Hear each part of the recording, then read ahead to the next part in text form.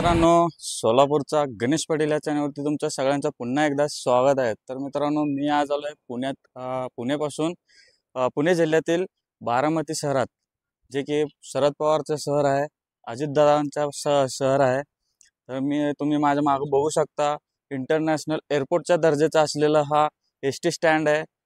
पूर्ण महाराष्ट्रात पहिल्यांदाच हे असं एसटी स्टँड बनलं गेलेलं आहे। या एसटी स्टँड बनवून आता 1 महिना झालेला आहे मित्रांनो। तर 2 मार्च 2024 या दिवशी ह्या एस टी स्टँडचं लोकार्पण झालेलं आहे। तर तुम्ही बघू शकता माझ्या मागे, वाटतच नाही तुम्हाला हा एस टी स्टँड आहे। असं वाटतं की तुम्ही कुठल्या तर इंटरनॅशनल एअरपोर्टला आलेला आहे, छोट्याशा कुठल्या एअरपोर्टला। तर अशा पद्धतीनं इथं करण्यात आलं आणि खूप सुंदर आणि एकदम स्वच्छ ह्या पद्धतीनं बनवण्यात आलेलं आहे मित्रांनो। पूर्ण महाराष्ट्रात असं मला वाटतं की हे पहिल्यांदाच। तुम्ही मला कमेंट करून नक्की सांगू शकता की हे पूर्ण व्हिडिओ बघितल्यानंतर। आणि मित्रांनो, ह्याचा पुढचा व्हिडिओ सुरू करण्याच्या आधी चॅनलला सबस्क्राईब करायला विसरू नका, नवीन असाल तर आपल्या चॅनलवरती। तर चला तर मित्रांनो, आता आपण पूर्ण हा एस टी स्टँडचा पूर्ण व्ह्यू तुम्हाला दाखवणार आहे, पूर्ण डिटेल्स तुम्हाला दाखवणार आहे। तर मित्रांनो, पहिलं म्हणजे तर या एस टी स्टँडमध्ये टोटल 22 प्लॅटफॉर्म आहेत आणि हे टोटल ह्याची रक्कम सांगतो मित्रांनो, 50 करोडमध्ये ह्याचं पूर्ण बांधून तयार झालेलं आहे। 50 करोडचं बजेट सांगितलेलं आहे एक्झॅक्ट। तर मग आणि या पद्धतीने इथं लिहिण्यात पण आलेलं मित्रांनो, बघा, एस टी महामंडळ महाराष्ट्र राज्य, विना वाहन सेवा पास सुविधा, आरक्षण सुविधा, पोलीस मदत केंद्र, उपहारगृह, हे सगळं इथं लिहिण्यात आलेलं आहे। हे बघू शकता तुम्ही, पूर्ण एस टी स्टँडचं हे पूर्ण आहे। एक गेट आहे मित्रांनो, यात इन आउट हे दोन्हीच गेट आहे। असं कुठंच मी बघितलं नाही एवढं स्वच्छ आणि एवढं मस्त बनवलेलं हे गेट आहे। तर चला तर आता तुम्हाला आतल्या साईडला दाखवतो।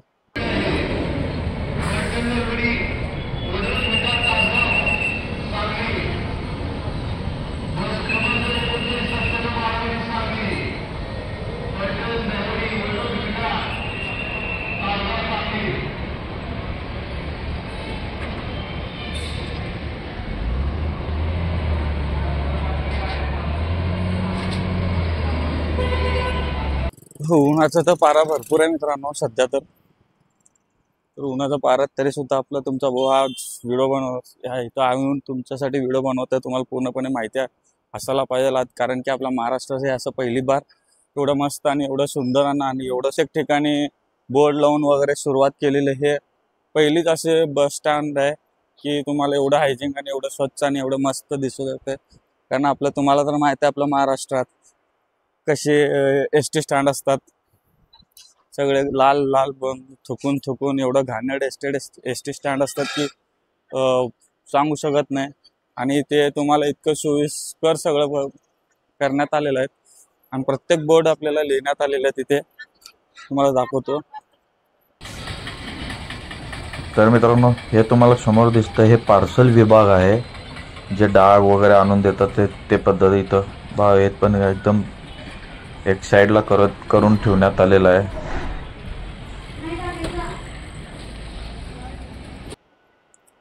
प्रत्येक प्लॅटफॉर्मच्या इथे लिहिलेले आहेत, कुठले प्लॅटफॉर्मचे बोर्ड लिहिलेले आहेत सगळे। आणि हे स्ट्रक्चर आहे, बघू शकता।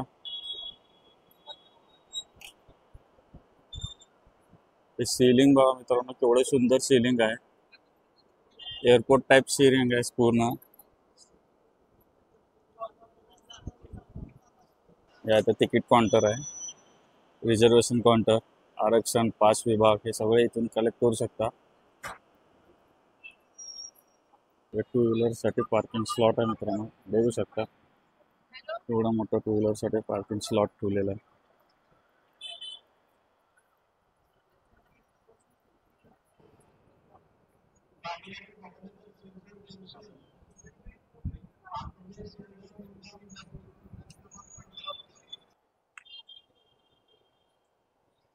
हे मधली बाजू आहे, गार्डन टाइप, मला वेटिंग साठी उभा केलेले आहेत। काही गाळे ओपन केलेले आत साईडला, छोटे छोटे गाळे आहेत, गाळ्याचे पण स्पेस चांगले मोठ्या प्रमाणात आहे। तुम्ही बघू शकताय, बघा, थोडं सुंदर असा गाळा आहे। आणि मस्त झाड असेच लावलेले आहेत. तुम्ही बघा किती सुंदर असे झाडे लावलेले आहेत. सुंदर असे झाडे पण लावलेले आहेत बघू शकता. म्हणजे मस्त स्वच्छता पण स्वच्छ केलेले आहे तुम्ही.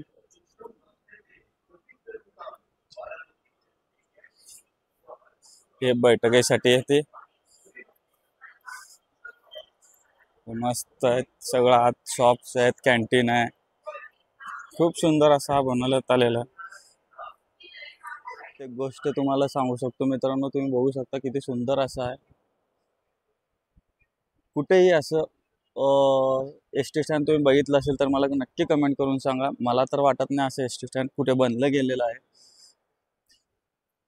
आणि आता हे पूर्ण दगडी हे विटकरी कलरचे सगळे दगड घेतलेले आहेत, म्हणजे विटा घेतलेले आहेत कलर.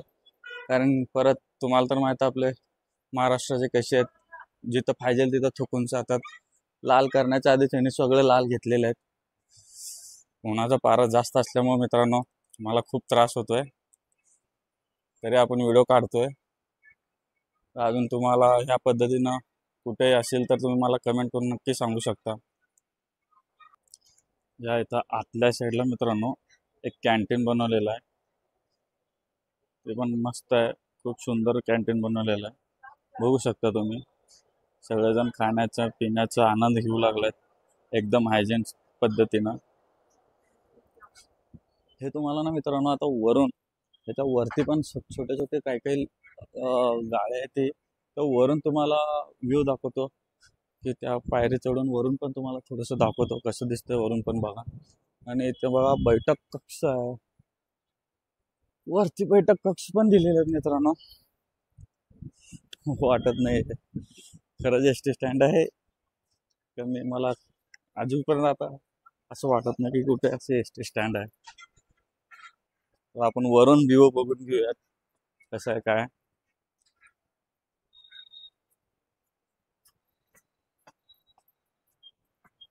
बघा इथे बैठक कक्ष, मीटिंग हॉल आणि कॉन्फरन्स रूम आणि सेमिनार हॉल.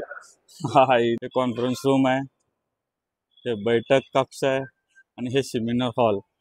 बापरे, अजून खूप काय काय ते होऊ शकता. हे आता तुम्हाला वरून व्ह्यू दाखवतो.